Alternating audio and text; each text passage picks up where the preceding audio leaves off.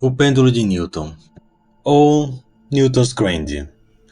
Esse é um brinquedo muito comum em lojas de ciência e áreas educacionais. Ele é chamado assim pois foi criado com a proposta de demonstrar de forma simplificada dois princípios da física clássica: conservação de energia e momento linear. A explicação é simples. Quando uma esfera bate na outra, o momento é transferido de uma para a outra. A energia cinética e potencial é trocada entre elas. Esse mesmo princípio é utilizado na lei do efeito do psicólogo Edward Van Dyke. Van Dyke afirmava que uma ação inicial leva a uma consequência ou reação previsível. Por exemplo, no reino animal, se um roxinol macho começa a cantar e por consequência consegue atrair a atenção da fêmea, esse comportamento foi reforçado. Ou seja, é mais provável que o pássaro repita esse comportamento no futuro, sendo que cada ação consequentemente bem-sucedida do pássaro tem maior probabilidade de ser repetida. A diferença seria que no pêndulo de Newton o movimento é determinado por leis da física. Na lei do efeito, o comportamento seria determinado pelas consequências. Em poucas palavras, na lei do efeito e no behaviorismo como um todo, o objetivo de todo organismo é a aprendizagem, e o mecanismo de toda aprendizagem é maximizar as recompensas e minimizar as punições. Esse foi o pensamento que dominou a psicologia animal por metade do século XX.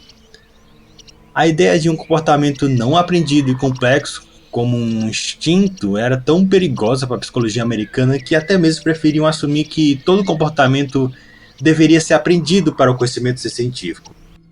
E, de fato, eles tinham um ponto. Pois, pensa comigo, um comportamento não aprendido, não reflexo e característico da própria espécie animal são propriedades nada simples de se observar no laboratório. E eis o ponto em que o zoologista Conrad Lorenz brilha. Nosso laboratório é o mundo. Conrad Lorenz, junto com Nicholas Sternberg, publicam seu mais famoso trabalho com aves em 1935, o companheiro como fator no ambiente da ave.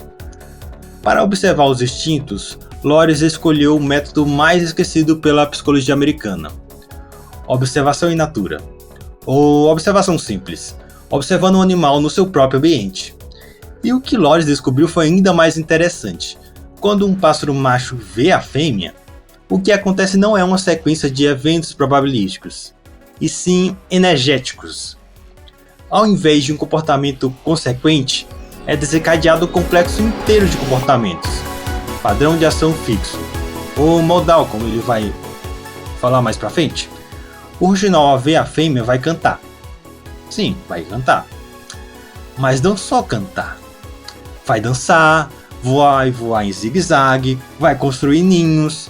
Há no pássaro um processo energético acontecendo muito anterior a qualquer processo de aprendizagem: o instinto de cortejo. É claro que, embora o canto do roxinol seja um comportamento instintivo, o tipo de canto é aprendido, através da cultura dos pássaros. A questão é que, no modelo biológico de Lorenz, a visão da fêmea não é mais um estímulo modelador do ambiente, mas um estímulo específico, capaz de ativar toda uma rede de comportamentos complexos. E ele nomeou esse tipo de estímulo lançador de imprint. Imprint nada mais é que um estímulo capaz de ativar a memória evolutiva do pássaro, e devido ao seu caráter energético, ao invés de comportamentos mecânicos correspondentes, teremos novos comportamentos, comportamentos adaptativos. E lembra que eu falei no começo do vídeo sobre o pêndulo de Newton? Então, o que eu não falei é que o pêndulo de Newton é utilizado para explicar princípios da física apenas em sistemas fechados. A lei do efeito de Van Dyke é uma teoria sofisticada capaz de nos dar explicações educativas e didáticas sobre sistemas fechados. Mas a natureza não é um sistema fechado.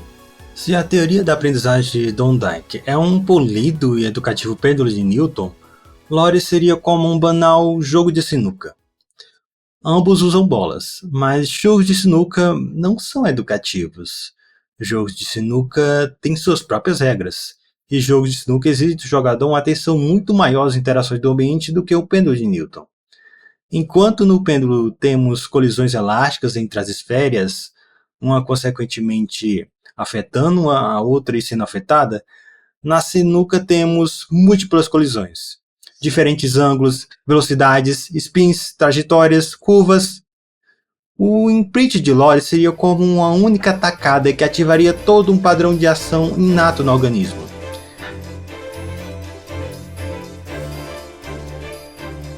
E é verdade que na sinuca há altas perdas de energia cinética devido às variações e impactos. Mas há uma coisa aí que precisamos lembrar. As bolas de sinuca foram feitas para correr. O design das bolas importa. Assim como os instintos que energizam o comportamento animal e o nosso comportamento humano importa. Nossos instintos foram desenvolvidos e evoluíram para funcionar dentro deste grande jogo de reprodução e adaptação que estamos vivenciando agora. O instinto não é um mecanismo congêneo de disparos neuronais aleatórios, mas um mecanismo específico para cumprir papéis complexos, levando em conta todo o ecossistema. E agora uma questão rápida sobre ciência. Qual grande teoria sobre a natureza trabalha com condições inatas de sistemas abertos? Isso mesmo que pensou. O evolucionismo. O nosso organismo é um sistema aberto que interage com seu ambiente trocando energia e matéria ao longo de muitos e muitos anos. E pela primeira vez na psicologia animal tivemos uma teoria que conseguiu abarcar tudo isso e se alinhar com as teorias evolucionistas, ao ponto de criar um ramo de estudo completamente novo, a etologia. Até aqui você já entendeu que as detalhadas pesquisas de Loris abriram uma visão da psicologia para novas maneiras de fazer ciência, considerando aspectos inatos e observação natural, certo? Só que não. Na verdade, Loren se tornou um alvo.